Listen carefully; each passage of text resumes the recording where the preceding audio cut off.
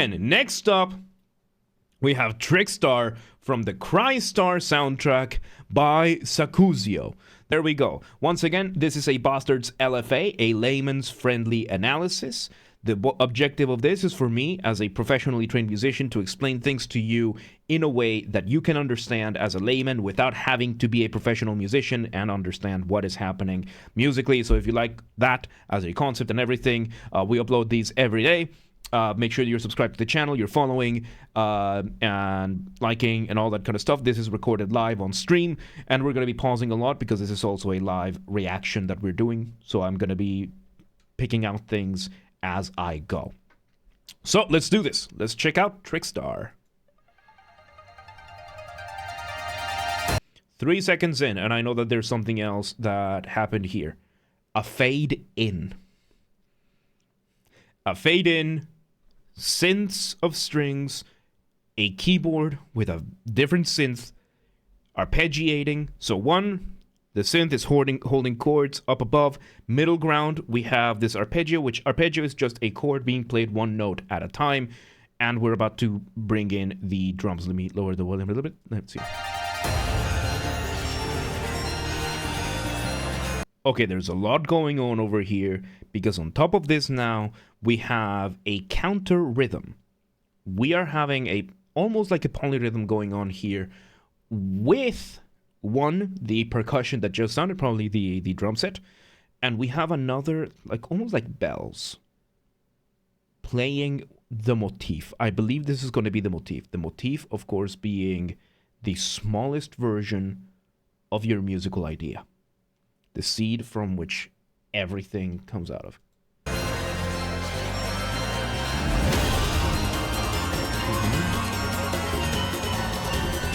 This is very chaotic. This is very chaotic. So we have these bells going on, overtaking the first 3 seconds that we have. I'm pretty sure that's going to come back into play again. And this is very tricky to do. This is a very big risk that Sakuzio is taking over here, because usually you want this kind of change in pace to be maybe around the halfway or 1/3 through the way. This is very risky. It's giving me whiplash. So yeah, let's see where it goes.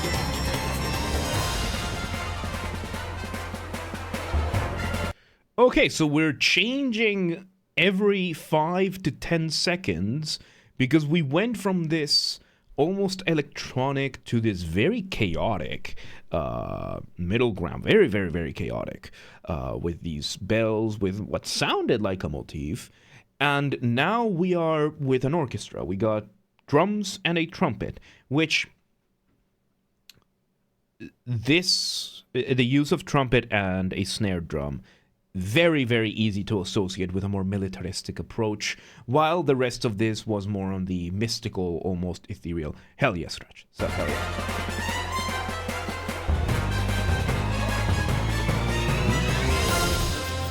Yeah, there's a lot going on over here. So yes, we had that little crescendo over there. A crescendo, of course, being things growing, going up in volume, going up in intensity, and we had some basses, some percussion going for it. It's a very, very interesting approach to this, especially because it resolved. We have the trumpets with the snare playing the melody, very, very similar. I think it was the same motif as we heard in the start with those chimes. But at the same time, we have this glitchy synth kind of getting in the way, kind of obstructing the way, as if it was a distortion on the view. I've never played Crystar, so I don't know the context of this. I don't know how this would go in. It's giving me like some Nier Automata vibes. So it could be like something is hacking in or something. So yeah, it's very much fighting for attention. It's a very, again, there's a lot of risks being taken over here. There's a lot of risks being taken over here by Sakuzio, and it's wild. It's wild that he's making that they're working. Now we're going for this. So yes, we switch. Okay, we had this little interlude with the strings, probably the violins going down, and percussion. Like, this is a full orchestral work. We had the percussion, a cymbal going on. Now we have, I think, maracas. Not maracas. Yeah, maybe maracas. No, which ones are the maracas? Not maracas. Not maracas. The castanets. These ones. Yeah, the castanets. I always mix these two up. So the castanets, which are these, the castanets that you close around, very Spanish sounding, with the double basses and cellos, which usually when you have the double basses and the cellos playing the same thing, it is known as a bassi. That's how traditionally the instrument was written. These two instruments were written, so it is a bassi, because they are the basses and the cellos, the bass instruments of the string section. We have a harp, the trumpets. No, So we went from this almost militaristic trumpets, snare, to the castanets, harp, violins, double basses. It gives it such a different thing, but this is so frantic. There's so much going on. The transitions are insane. Let's hear it. Like, it's almost... Oh, and a glockenspiel. I love the glockenspiel. The glockenspiel is almost like a xylophone, but way smaller. It is such a beautiful instrument. And it's playing really, really high. A lot has been happening in this track. It's very difficult to keep up. It's been 56 seconds. There's so much going on, to the point that I haven't even been able to determine structure yet.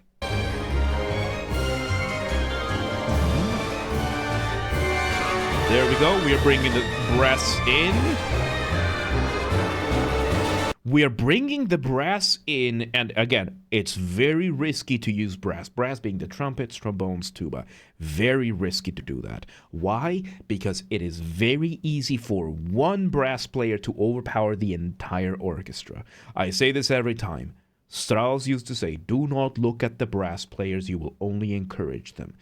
It's a very delicate balance to have with them.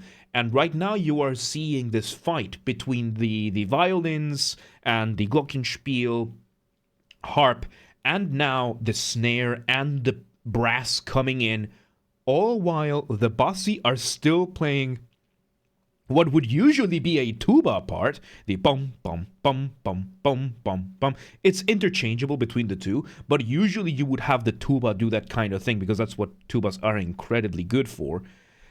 But now they're not. It's the bassi. Ooh!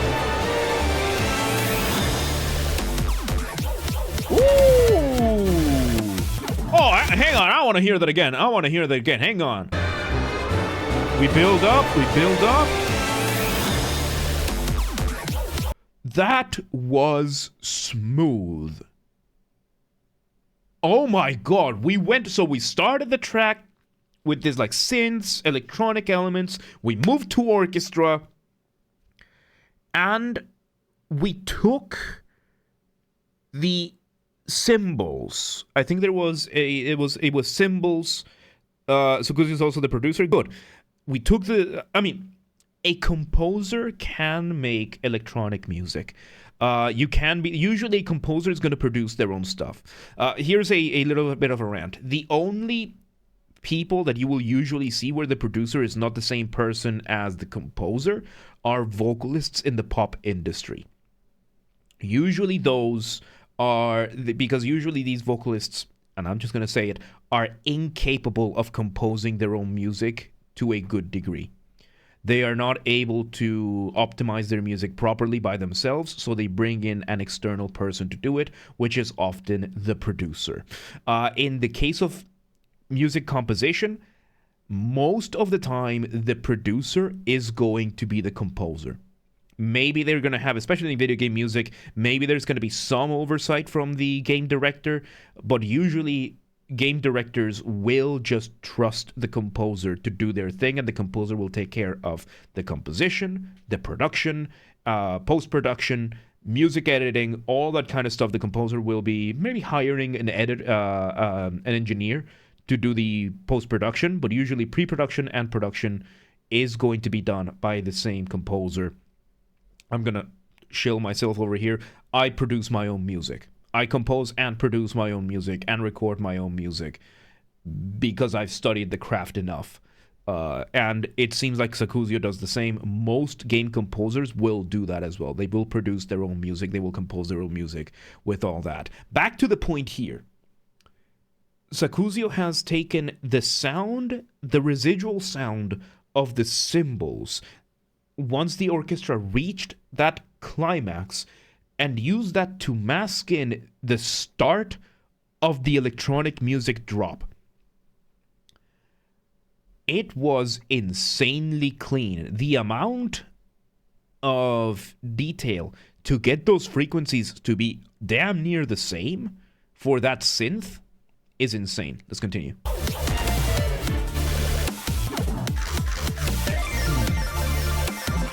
We got that synth from the start again, and we're taking samples from what we just heard in the compositional part, and we're just playing with them as if they were a regular EDM track. This, I'd never heard anything like this before.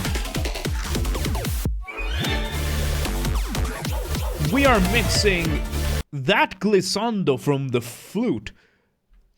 Dude, a glissando being when an instrument plays a scale very, very fast. I am amazed. I am impressed. I'm absolutely impressed by this. Holy shit. And the motif is there. The motif is there.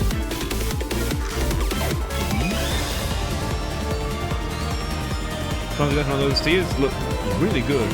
And now we are back here to a middle ground. We have the electronic, the EDM beat going on while the brass is doing this. Now I have a better idea about this structure.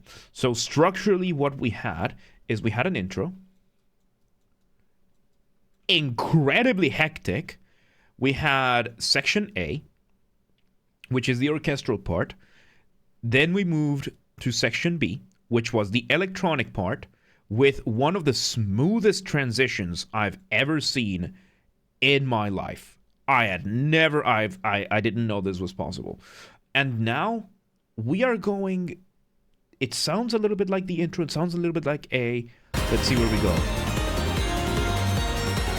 The chimes are there.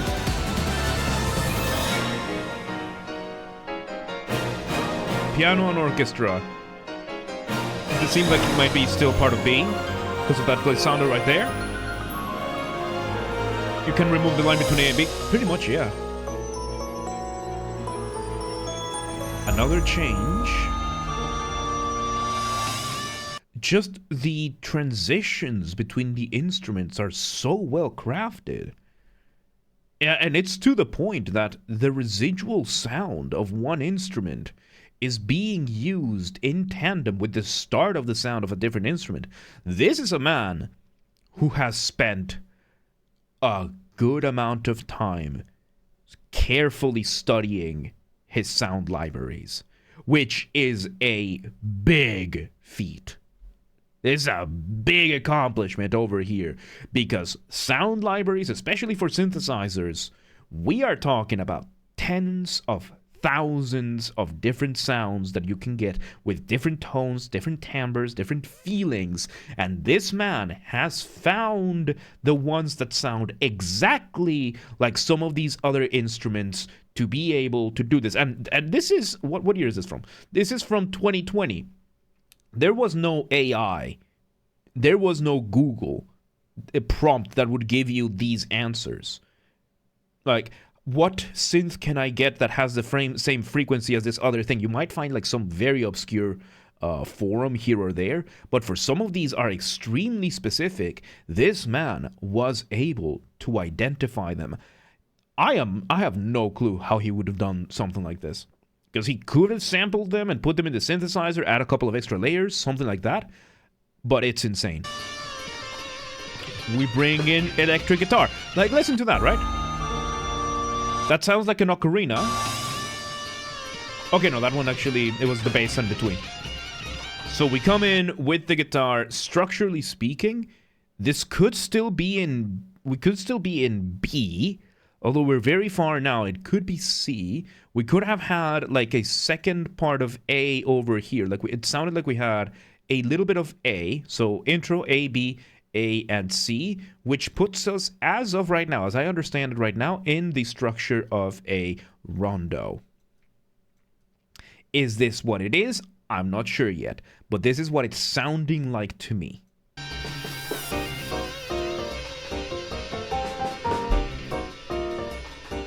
I'm sorry. We go from orchestral. So we started with absolute chaos. We went into orchestral. We went into EDM. We went into a short, like, rock interlude, and now we're in jazz. There are a lot of tricks here being played. The genre Sakuzio, yeah. And there are still echoes of that, of the orchestra every time. I'm liking that every time there is still something in the background playing what the orchestra was playing. This is insane. Yeah, now we're full on jazz. Is that an accordion solo? David Luna, welcome today. How you doing? This is an accordion solo. This is an accordion. So we started with this like super frantic intro. We went into an orchestral, beautiful orchestral part where there was like fighting between the brass and the strings and all this kind of stuff. Now then we went into EDM, a really good EDM track, into this like short guitar solo, and now we are in jazz doing saxophone and trumpets, and now we're in an accordion solo. What is going on? I'm doing fantastic. How about you?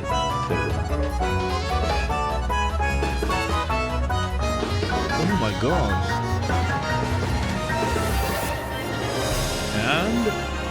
And just like that, we're bringing it back to the orchestra. And the orchestra is playing some of these same things. The motif has stayed consistent. That's the worst part. The motif has stayed consistent. It's just being hidden from us. And it's still being played over and over again, despite the fact that everything around this piece is... I am impressed. I am impressed. Oh, I love this. I love there's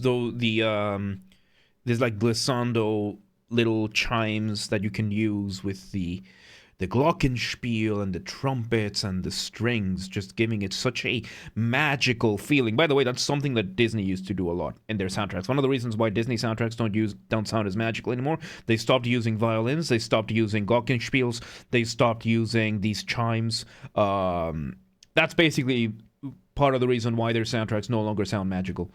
Because they're no longer using those three elements. They used to sound absolutely magical because of that. And now they don't. Now they sound like half-baked produced pop industry, something produced by like the two Swedish guys that produced like, what, 80% of all pop songs in the past 15 years. Let's hear what this goes. And this like really weird bell, again with the hacky synths and a piano. Ooh. Okay, now we're bringing everything to a climax. We're putting everything back together. The orchestra is there. The EDM is there. This time working in tandem.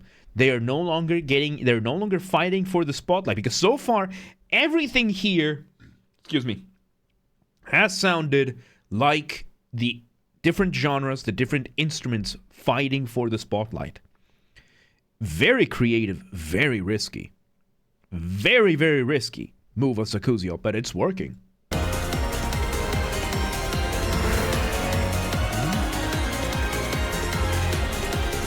Yep, elements from the previous model parts. Oof.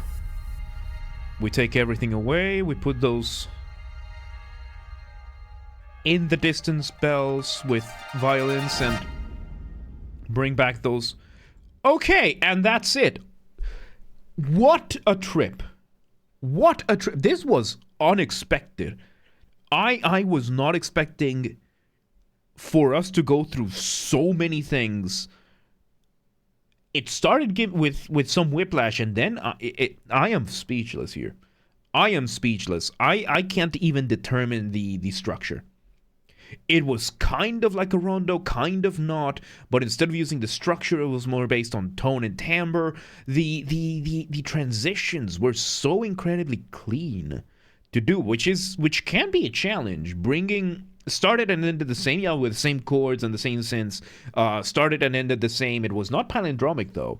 It was just a trip, and it sounded a lot like every instrument, every ensemble, because we had orchestral, we had EDM, we had jazz, fighting for the spotlight constantly. Yep, fading at the start and a fade away at the end. This was really, really, really well made. Dunkel, welcome to today, man.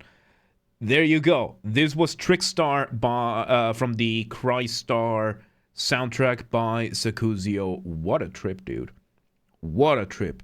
And once again, this is going to go up on the YouTube channel, so if you like this, make sure you're subscribed to the channel. Make sure to give it a like. Follow the social medias, the things. And if you want to request a song and you're not watching this on the live, just post a comment with what you want to see next. Video game music only.